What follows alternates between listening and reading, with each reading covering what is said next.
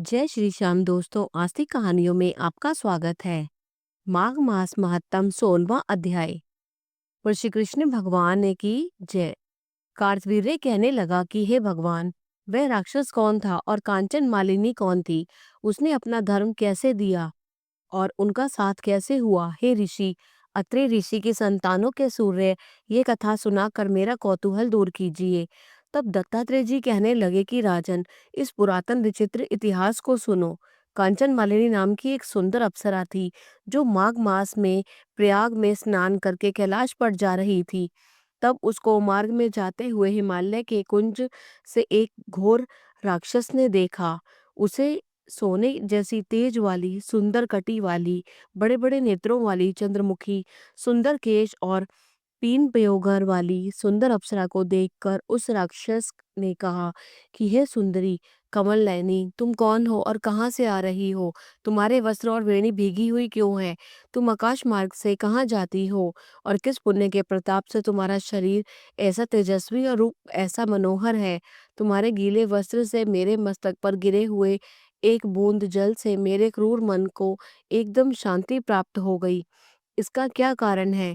इस जल की क्या महिमा है? तुम बड़ी शीलवती प्रतीत होती हो, इसका कारण मुझसे कहिए। अप्सरा ने कहा कि हे राक्षस सुनो, मैं काम रूपिणी अप्सरा हूँ। मैं प्रयाग में संगम से स्नान करके आ रही हूँ, इसी से मेरे वस्त्र भीगे हैं। अब कैलाश जा रही हूँ, जहाँ पर श्री शिव निवास करते हैं। त्रिवेणी के जल से मेरी सब क्रूरता दूर हो गई, जिसके पुण्य से प्रभाव से मैं इतनी सुंदर और पार्वती जी के प्रिय सखी हुई। सो आश्चर्य देने वाला उदाहरण मुझसे ब्रह्मा जी ने कहा था कि वो सुनो।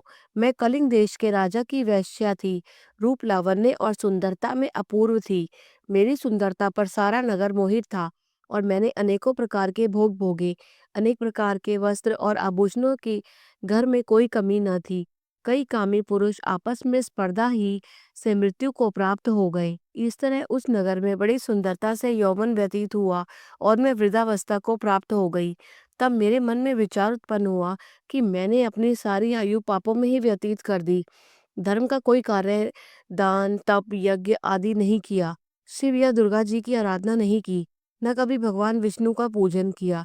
इस प्रकार अशांत चित्त से मैंने एक ब्राह्मण की शरण ली, जो वेदों का ज्ञाता और ब्रह्मनिष्ठ था। मैंने उनसे पूछा कि मेरा निस्तार किस प्रकार हो सकता है।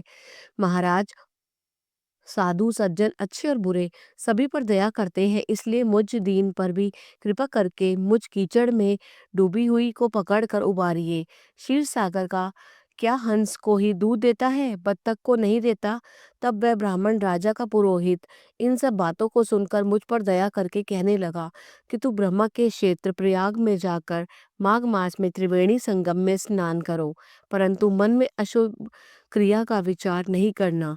पापों के नाश के लिए महर्षियों ने तीर्थ स्थान से अधिक और कोई प्रायश्चित नहीं बतलाया। प्रयाग में स्नान करने से तू अवश्य पवित्र होकर स्वर्ग को जाएगी। हे भामिनी, पुराने समय में गौतम ऋषि की स्त्री को देखकर इंद्र ने काम के वशीभूत होकर कपट वेश में उससे भोग किया था। इसलिए ऋषि द्वारा श्राप दिया गया और उसका शरीर अत्यंत लज्जा युक्त हजारों भगों वाला हो गया। तब इंद्र नीचा मुंह करके अपने पाप कर्म की बुराई कराने लगा। मेरु पर्वत के शिखर पर स्वच्छ जल वाले सरोवर पर एक स्वर्ण कमल से भरे हुए कोटर में घुस गया और अपने पाप को धिक्कारता हुआ कामदेव की बुराई करने लगा कि यह सब पापों का मूल है। इसके ही वशीभूत होकर मनुष्य नरक में जाते हैं और अपनी धर्म कीर्ति यश और धैर्य का नाश करते हैं। इंद्र ऐसा सोच रहा था, सो इंद्र के बिना सारा देवलोक शोभाहीन हो गया। तब देवता गंधर्व किन्नर लोकपाल इंद्राणी के सहित बृहस्पति जी से जाकर पूछने लगे कि महाराज, इंद्र के न रहने से स्वर्ग ऐसा शोभाहीन हो गया है जैसे सतपुत्र के बिना श्रेष्ठ कुल। इसलिए स्वर्ग की शोभा के लिए कोई क्रिया सोचिए, इस विषय में देर नहीं करनी चाहिए। तब बृहस्पति जी कहने लगे कि इंद्र के बिना सोचे विचारे जो कर्म किया है उसका फल भोग रहा है, सो वह कहाँ है? मैं यह सब जानता हूँ। फिर गुरुजी ने सबको साथ लेकर स्वर्ण कमलों से युक्त बड़े सरोवर में इंद्र को देखा, जिसका मुख मलिन और आंखें बंद थी।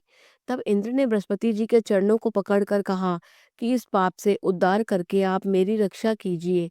तब बृहस्पति जी ने इंद्र से कहा कि प्रयाग में स्नान करने से ही तुम पाप मुक्त हो जाओगे। तब इंद्र सहित सबने ही प्रयाग में जाकर संगम में स्नान किया और त्रिवेणी स्नान से इंद्र पाप मुक्त हो गए। तब बृहस्पति जी ने इंद्र को वरदान दिया कि तुम्हारे शरीर में जितने भग हैं सब नेत्र हो जाए। तब इंद्र ब्राह्मण के वर से हजारों नेत्रों से ऐसा सुशोभित हुआ जैसे मानसरोवर में कमल शोभायमान होता है। जय श्री श्याम। अगर आपको ये कथा पसंद आई, कृपया करके इसे लाइक कीजिए और अधिक से अधिक शेयर कीजिए। जय श्री श्याम।